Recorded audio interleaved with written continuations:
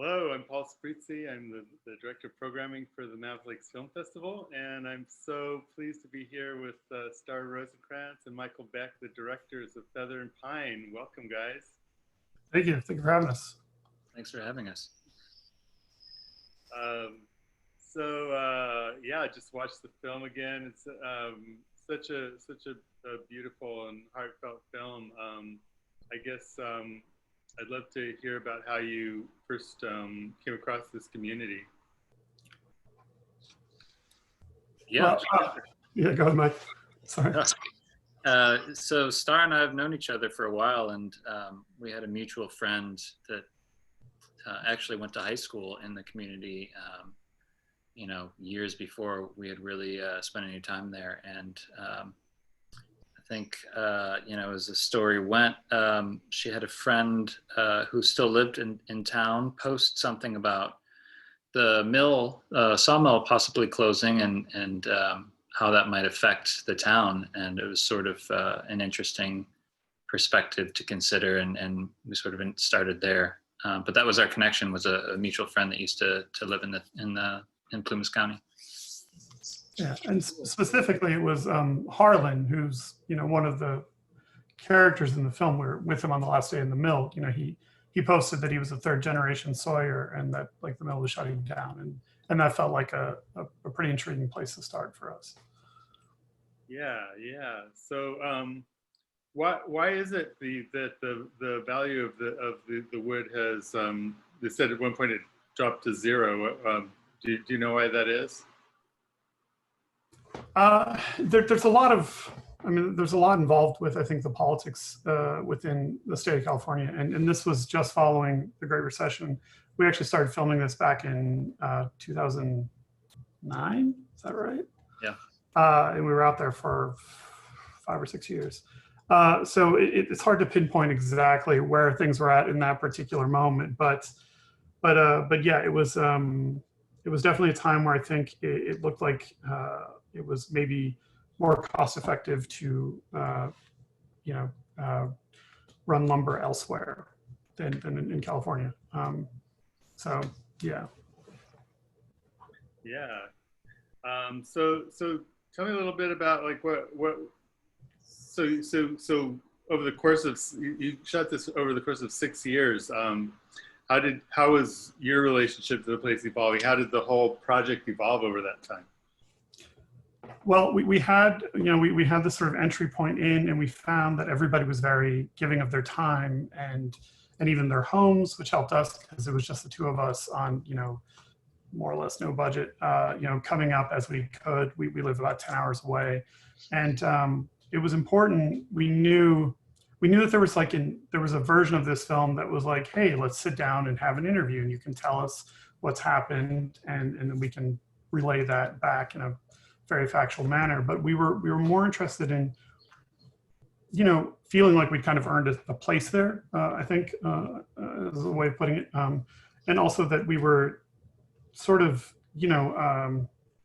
finding our way into the town and into the community to really get to know people and better understand a few different sides to what was happening, on an emotional level anyway. As I don't know, Mike, what you else we got? Yeah, one of the really compelling things for us at the start too is, we showed up because we were interested and just wanted to get to know sort of what was going on in the community. And we weren't rolling in with cameras. We presented ourselves, and it was very surprising to us how welcoming people were into their lives when they had no reason to be. And that was enough for us to really want to spend more time and really understand what's going on and who we were spending time with.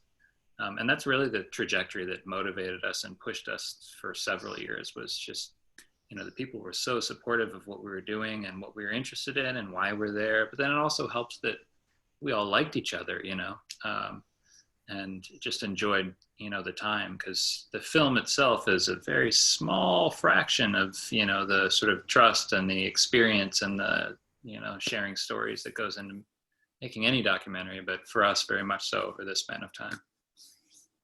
Yeah. I wanted to ask you a little bit about the the editing and sound design. We showed a movie called The Wind, a Polish movie earlier today.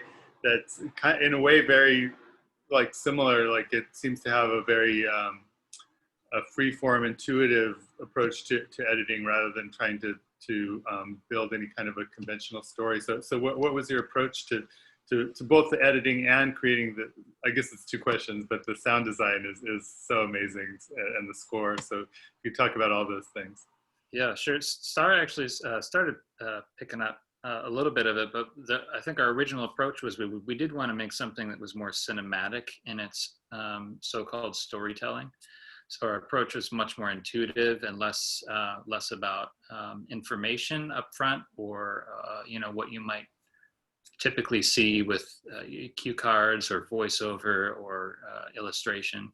So that was sort of the approach. And then once we started filming, we tried all the different versions of editing. I mean, we went through the sort of more conventional versions of this, and it just never really felt right. It never really felt like it matched our experience of the place. So a lot of the editing for us was just trying to match the pace and the experience of being there as best we could. And we had have an amazing sound designer, which also helps as well. And the score. I don't know, Sarah, if you want to talk a little bit about the sound design.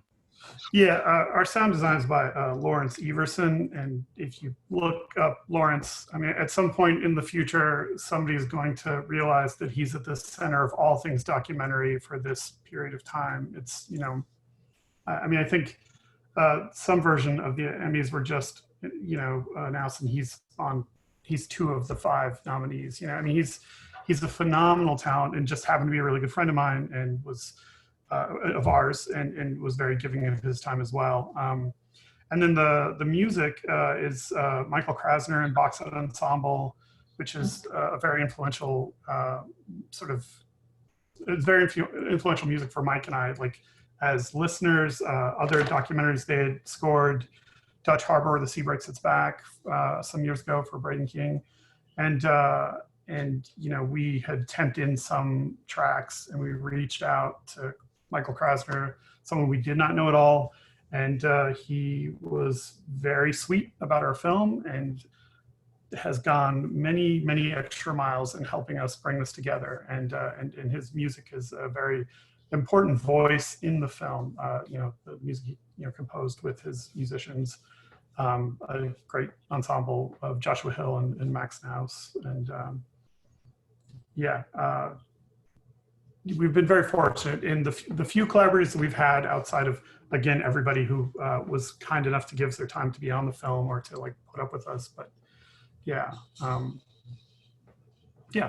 Yeah, the score was always a very defining element in the film as well. I mean, music is usually the starting point for anything Star and I work on in terms of creative thought process. So it's just a very simple harmonizing way of tone and feeling. So Michael Krasner's music was at the start of that, even before we started filming anything. Nice. I just want to read this note we got from an audience member. It says, "Thanks, Michael and Star, for your portrait of our community. Right now, that same community spirit is fighting the fires and a worldwide pandemic, which some say will be over any day now. The jury's still out. Guy McNett, Indian Falls, California." So that's so cool that you guys are watching up in the area. So is this one of the subjects of the film? Or yeah, Guy is actually it's Guy and Linda that give us the tour of the hospital, among many other things. Guy is very much, Guy and Linda are very much a glue between communities up there. Indian Falls, sort of right between Quincy and Greenville, literally, but also sort of metaphorically. Fantastic. Again, we couldn't have made the film without them. Yeah. So. Can you tell us a little bit about what's happened with your teenage characters, first of all, and then with the community in general? What has happened since you made the film? We've kind of joked that we could make a sequel and just sort of start in the same way, except it would be with Demas, because he is now a faller, a logger himself, working with a private company. He certainly had a couple of years there that were a little rougher. We've remained very close.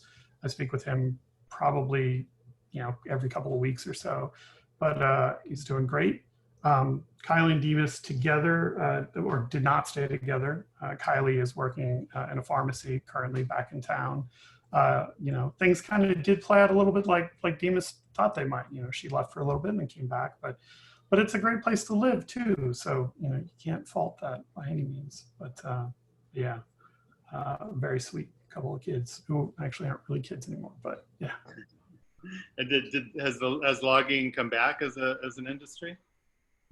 Yeah, it seems to be humming along, but it's a lot of the pressures that were there when we were filming still were. I mean, it is, we in a strange way, like as much as things may have changed, in many ways they're still the same. It's the high school has remained open. There have been some attempts to like fuse with other schools or the charter schools there, and I know that situation has kind of been undone again, and it's just fewer students every year is my understanding. So yeah. Go ahead. I was going to say, it's just there's certainly a lot of arcs in the story of the last several years that we've been in touch with the community. So there's a lot that's been happening also in the world, whether it's the fires or the ups and downs of the lumber industry. So it's I think a challenge, and yeah, the question is always there, as it is for most people. But yeah. We had a question from the audience. How much footage did you actually shoot? Do you know how much footage you shot? Any idea?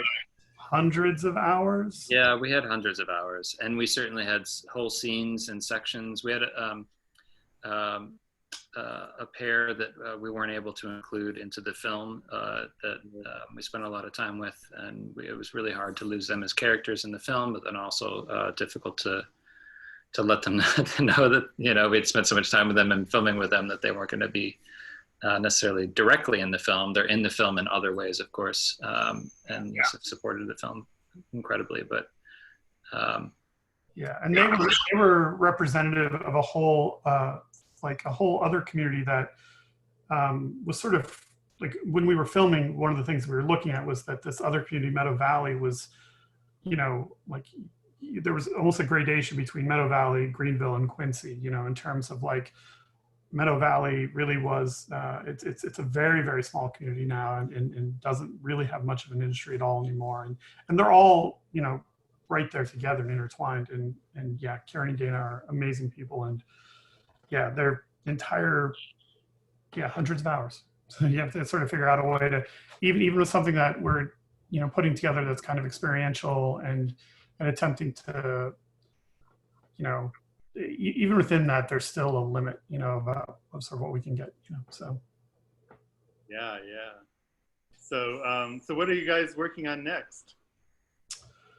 I'm actually getting ready. We're getting ready to work on a little music documentary thing, a sort of a Lonesome West kind of situation out in Colorado. Just kind of doing a lot. I mean, COVID threw a curveball, we didn't know how this film would be received, and we've been fortunate enough to play at a couple places, including one right before the shutdown, right when we were still making jokes about what COVID might be, not really knowing how bad it might be, and that was very inspiring and energizing. And then sort of this wall of like, well, now what? So there's always things, juggling in the air, and it's just a matter of when we can pull them back down right now. So yeah, I think we're certainly still in the phase of trying to get this film out into the world as best we can, and as much as we can. So I think that's still a task at hand for sure. And I think we'll hopefully look at the next year over and see. And I can't stress enough how honored we are to be part of Mammoth Lakes. It's an amazing fest. And, from we got a phone call pretty early on, and so we've been waiting for this moment for some time, and it's exciting to be part of it, and we really appreciate it.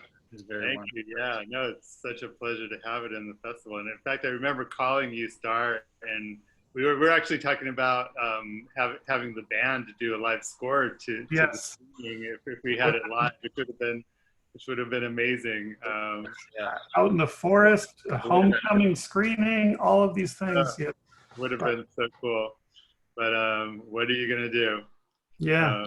But I'm really so glad we're able to present it, and you know, we're making it in a sense, we're making it available to people all over the world. So for sure, so yeah, we appreciate it. For sure, yeah. Yeah. There's positives. Yeah. But yeah, well, thanks so much for coming in and chatting with us about the film and for sharing it with us. It's such a beautiful piece, and it's been a pleasure talking with you guys. Yeah, pleasure talking with you. Absolutely. Thanks for having us. Yeah, cool. Well, and I guess that's our Q&A, and we've got Desire Path up next if you want to Fantastic. have more